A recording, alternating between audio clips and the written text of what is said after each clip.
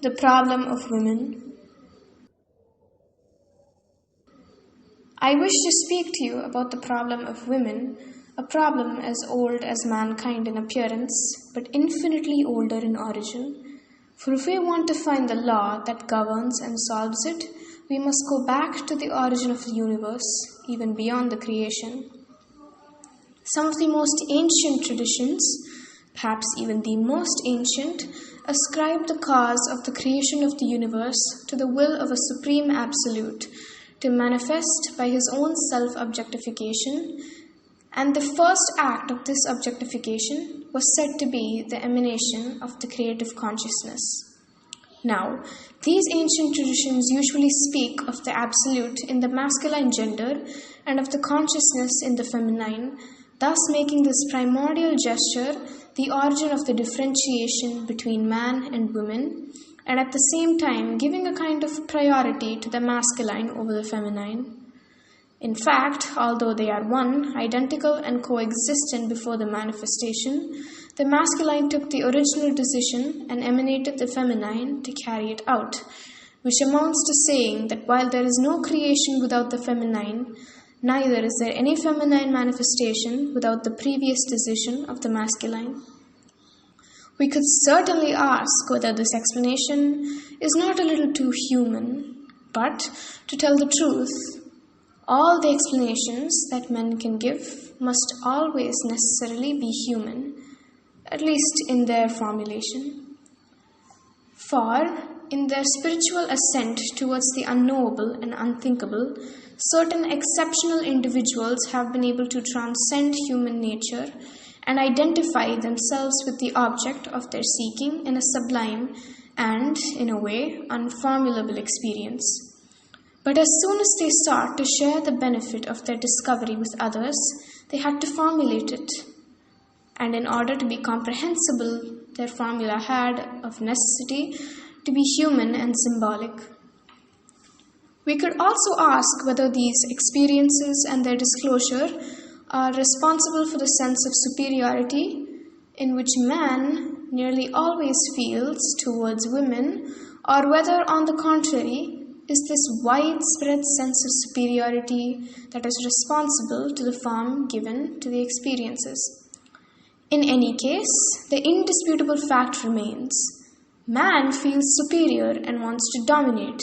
Woman feels oppressed and revolts, openly or secretly. And the eternal quarrel between the sexes is perpetuated from age to age, identical in essence, innumerable in its forms and hues. Of course, man throws the whole blame on woman, just as woman throws the entire blame on man. In truth, the blame should be equally distributed between the two, and neither can boast of being superior to the other. Moreover, until this notion of superiority and inferiority is eliminated, nothing and no one can put an end to the misunderstanding that divides the human species into two opposite camps, and the problem will not be solved. So many things have been said and written on this problem. It has been approached from so many angles that a whole volume would not be enough to expound all its aspects. Generally speaking, the theories are excellent, or in any case, all have their own virtues, but the practice has proved less successful, and I do not know whether, from the point of view of realization, we have made any headway since the Stone Age. For, in their mutual relationships, man and woman are at once rather despotic masters and somewhat pitiable slaves to each other. Yes, slaves, for so long as one has desires, preferences, and attachments, one is a slave of these things and of the people on whom one is dependent for their satisfaction. Thus, woman is enslaved to man because of the attraction she feels for the male and his strength, because of the desire for a home and the security it brings, and lastly, because of the attachment to motherhood. Man too, on his side, is enslaved to woman because of his possessiveness, his thirst for power and domination, because of his desire for sexual relations, and because of his attachment to the little comforts and conveniences of married life. That is why no law can liberate women unless they liberate themselves. Likewise, men too, in spite of all their habits of domination, will cease to be slaves only when they have freed themselves from all inner enslavement. And this state of veiled struggle, often unvowed, but always present in the subconscious, even in the best cases, seems unavoidable unless human beings rise above their ordinary consciousness to identify themselves with the perfect consciousness and unite with the supreme reality. For as soon as one attains this higher consciousness, one realizes that the difference between man and woman reduces itself into a purely physical difference. As a matter of fact, there may have been on earth in the beginning a pure masculine type and a pure feminine type, each with its own special and clearly differentiated characteristics. But in course of time, the inevitable mixture, heredity, and all the sons that look like their mothers, all the daughters that look like their fathers, social progress, similar occupations, all this has made it impossible today to discover one of these pure types. All men are feminine in many aspects, and all women are masculine in many traits, especially in modern societies. But unfortunately, because of the physical appearance, this habit of quarreling is perpetuated, perhaps even aggravated by a spirit of rivalry. In their best moments, both man and woman can forget their difference of sex, but it reappears at the slightest provocation. The woman feels she is a woman, the man knows he is a man, and the quarrel is revived indefinitely in one form or another, open or veiled, and perhaps all the more bitter the less it is admitted. And one wonders whether it will not be so until there are no longer any men or women, but living souls expressing their identical origin in sexless bodies.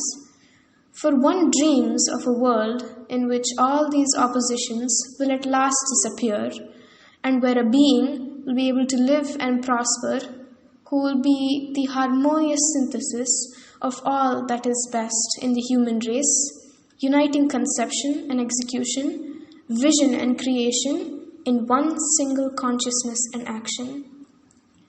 Until such a happy and radical solution is reached, India remains, on this point as on many others, the land of violent and conflicting contrasts, which can nevertheless be resolved by a very wide and comprehensive synthesis.